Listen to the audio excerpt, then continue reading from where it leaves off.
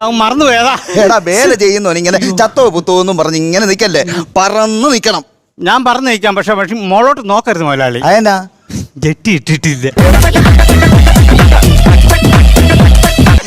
ഉണ്ണിക്കുട്ടാ, ബാക്കി നീ ഒന്ന് വായിച്ചു താടാ എന്റെ പൊന്നോമനക്കുട്ട.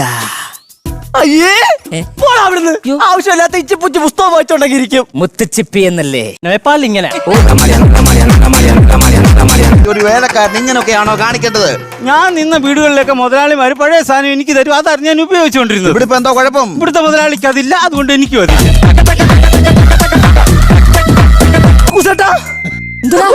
എന്താ? എന്റെ കണ്ണുകളിൽ ഇരുട്ടേറുന്നു. എന്റെ കൈകാലുകൾ വിറയ്ക്കുന്നു. എന്റെ നാഡീ ചരപ്പുകളൊക്കെ വലിച്ചു മുറുകുന്നു. നേരത്തെ തന്നെ ഇച്ചിപ്പൂച്ചെടുത്ത് വായിച്ചല്ലടാ, മുത്തുച്ചിപ്പിന്നല്ലേ അതൊക്കെ. ഇന്നത്തെ വീഡിയോ നിങ്ങൾക്ക് എല്ലാവർക്കും ഇഷ്ടപ്പെട്ടെന്ന് കരുതുന്നു. ഇഷ്ടപ്പെട്ടെങ്കിൽ ലൈക്ക് ചെയ്യുക, ഷെയർ ചെയ്യുക, സബ്സ്ക്രൈബ്